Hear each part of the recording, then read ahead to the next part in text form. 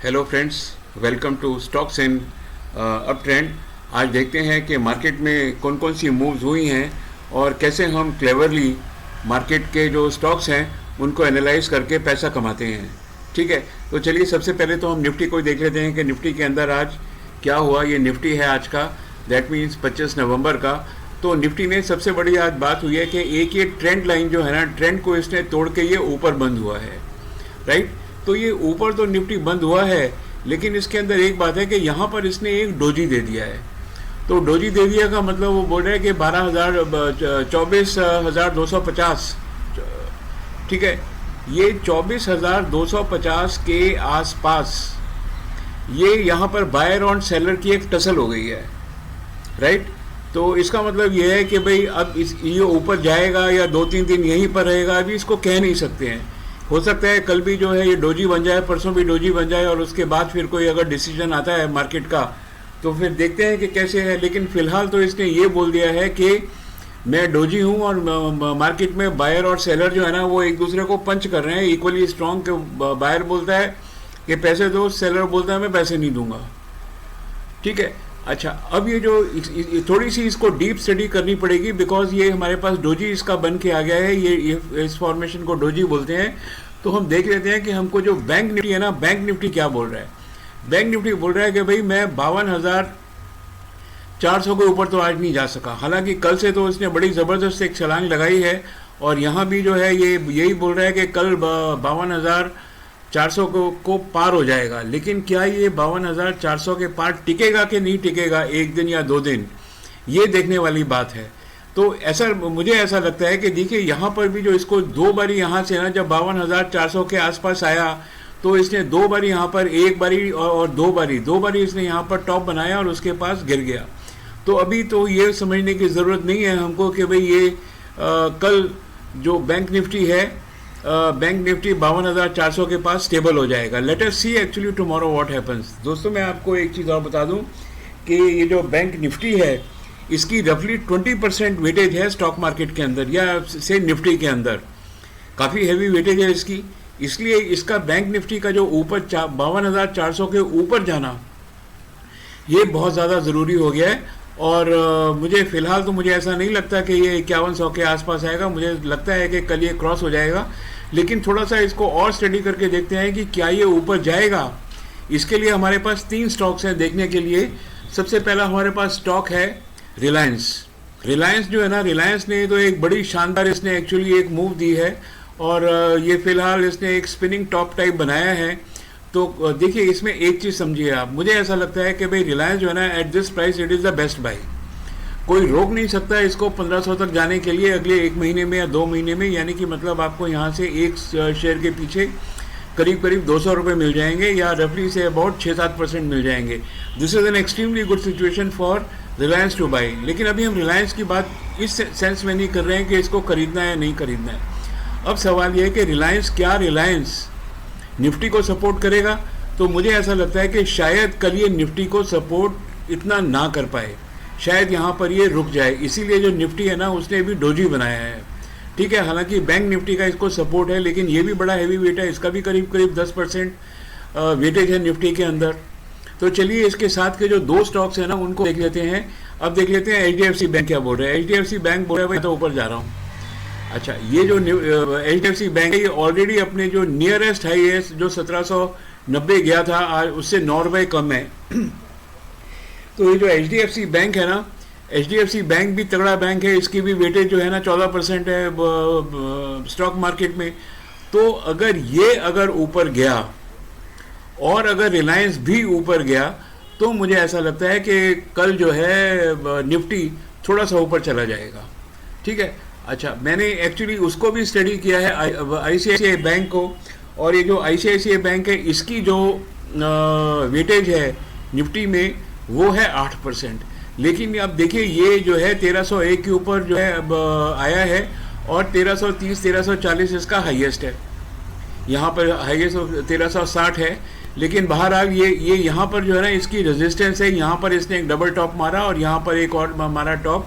तो आप समझ लीजिए 1330, इसके अंदर तो ज़्यादा गुंजाइश नहीं है कि ये ज़्यादा कल चला जाएगा। मैं तो 100% श्योर हूँ कि ये 1340 को कल पार नहीं करेगा, लेकिन अगर इसने कल किसी वजह से 1340 को पार कर दिया तो फिर हो सकता है कि जो निफ्टी है वो परसों जो है ना, अगर कल इसने पार करके स्टेबल हो गया 1330 1340 के ऊपर, तो बड़ा ज़ोरों का एक धक्का लगा सकता है। क्यों लगाएगा? क्योंकि जो HDFC बैंक है, ये HDFC बैंक भी बोल रहे हैं मैं ऊपर जाने को तैयार हूँ, तो HDFC बैंक भी ऊपर जाने को तैयार हो जाएगा, ICICI बैंक भी, और रिलायंस भी तैयार बैठा ही है।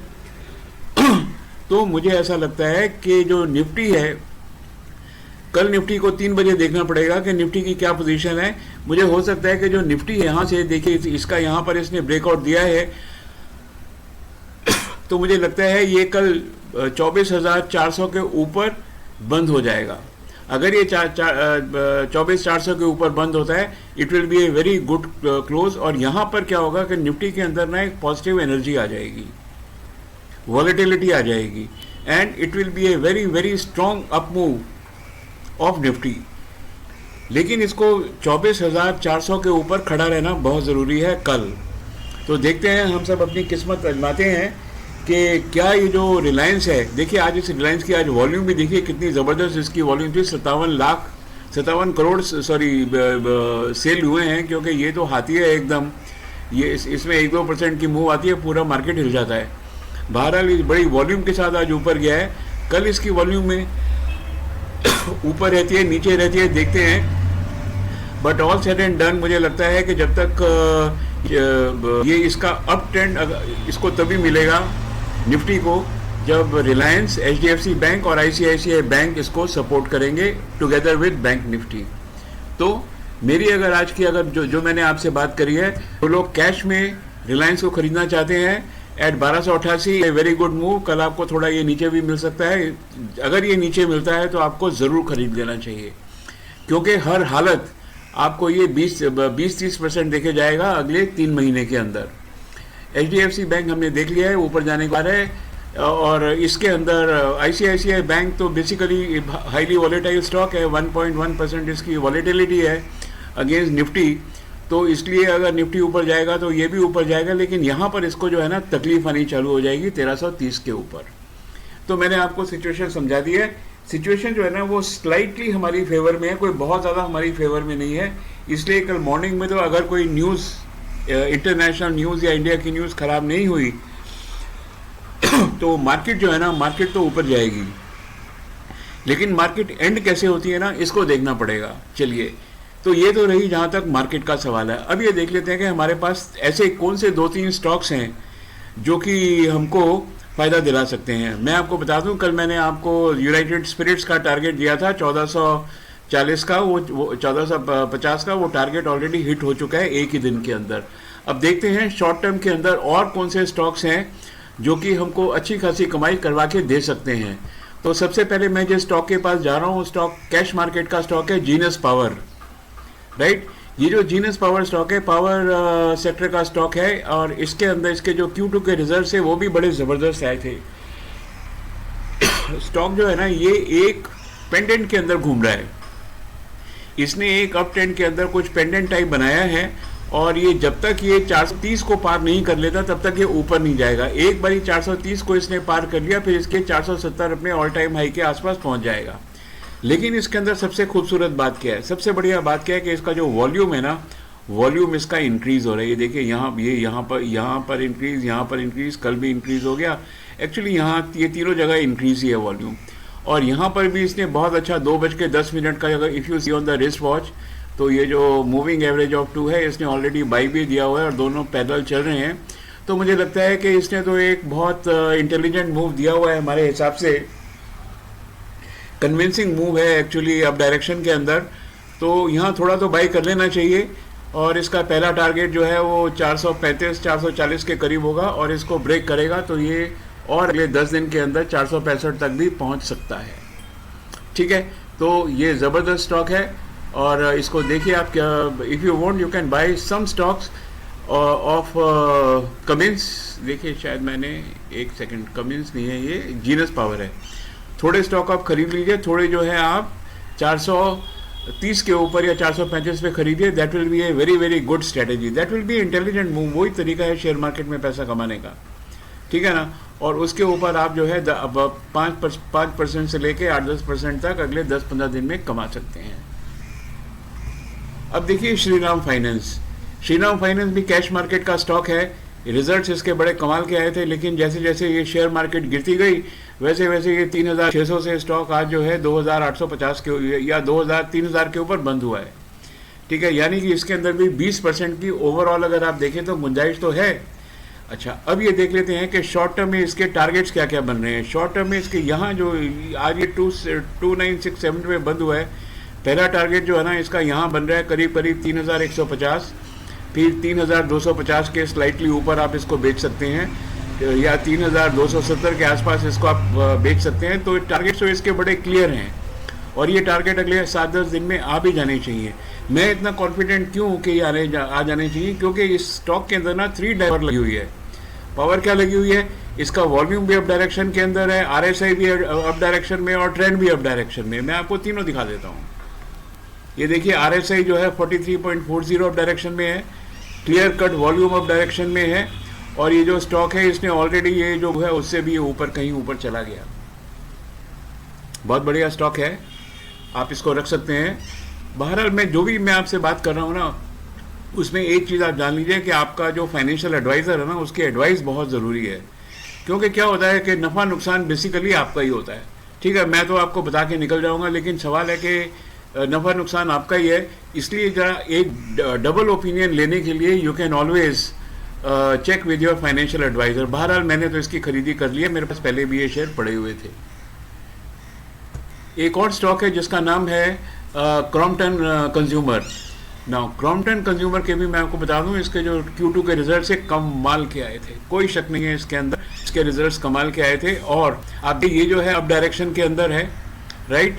हालांकि इसका ये जो ये तो एक और कोई अलग वो है PVO, we don't have to consider it. और इसका जो वॉल्यूम है ये भी थोड़ा थोड़ा अप डायरेक्शन में है, कोई ऐसी इशू इसके अंदर नहीं है, ठीक है। अभी स्टॉक को जो है ये हाईली वॉलेटाइल स्टॉक है, इसमें भी कोई शक नहीं है। और मुझे लगता है कि ये जो इसकी जो कन्विंसिंग मूव है ना, ये इसको 430 तक तो खींच के ले ही जाएगी। और अगर मार्केट सही रही तो ये 450-52 तक भी ये स्टॉक बहुत आराम से पहुंच सकता है, क्योंकि जो स्टॉक है ना ये स्टॉक बड़ा हाई मोमेंटम के अंदर है। आप देखिए कितनी बड़ी कैंडल इसने लगाई है, फिर आज उससे बड़ी, पहले देखिए कैंडल छोटी कैंडल से गिरा, इसने बड़ी कैंडल लगाई और बड़ी कैंडल लगाई। हो सकता है कल जो इतनी बड़ी कैंडल लगाई है छोटी, इससे छोटी कैंडल हो, but all said and done move तो अप है इसका। So let us go along with it. और देखिए हम पूरा का पूरा जो इसका जो मोमेंटम है ना इसको कैच करेंगे। कैच कैसे करेंगे, हमने मूविंग एवरेज ऑफ 2 लगाया हुआ है। अब ये हाईएस्ट पॉइंट पे जो भी इसका हाईएस्ट पॉइंट होगा वहाँ पर हम इसको जो है सेल कर देंगे, राइट। मैंने शायद ये मूविंग एवरेज 2 की जो मेरे प्रीवियस वीडियोज़ हैं उसमें तो मैंने बहुत बारी इसको एक्सप्लेन भी किया हुआ है, you can refer to that. और शॉर्ट टर्म के लिए मुझे लगता है ये 450 तक ये बहुत आराम से जा सकता है। दैट मीन्स रफली अबाउट से 9-10% आपको ये स्टॉक दे सकता है। तो बस अब स्ट्रेंथ ये, अब बात यह है कि आप जो है ना इनमें से किस स्टॉक को ना बड़ा क्लेवरली प्लान करते हैं या बड़ा क्लेवरली इसको खरीदते हैं। मैंने तो आपको तीनों स्टॉक बता दी, लेकिन मेरे जो बेस्ट स्टॉक जिसको मैं आज की तारीख में मानता हूँ वो स्टॉक है genius power and Crompton consumer. बाकी आप देख लीजिए कि आपको कौन सा स्टॉक खरीदना है, कौन सा नहीं खरीदना है। You can take advice of your financial adviser, that is actually must, ठीक है। तो बस मेरे साथ रहिए, देखते हैं कि कल क्या होता है। मुझे लगता है कल जो मार्केट है थोड़ी सी अब जानी चाहिए, फिर थोड़ा रेस्ट होना चाहिए दोपहर में, और अगर सब कुछ ठीक रहा तो फिर मार्केट के अंदर एक पुश भी आ सकता है, ठीक है। ये जो स्टॉक्स हैं ये मैं आपको we will discuss in our next video कि इन स्टॉक्स का फेट क्या रहा। बहरहाल यूनाइटेड स्पिरिट्स ने अपना टारगेट एक दिन के अंदर पूरा कर लिया है। So friends, thank you very much, have a nice day. मेरे साथ रहिए शेयर मार्केट में और पैसा कमाइए।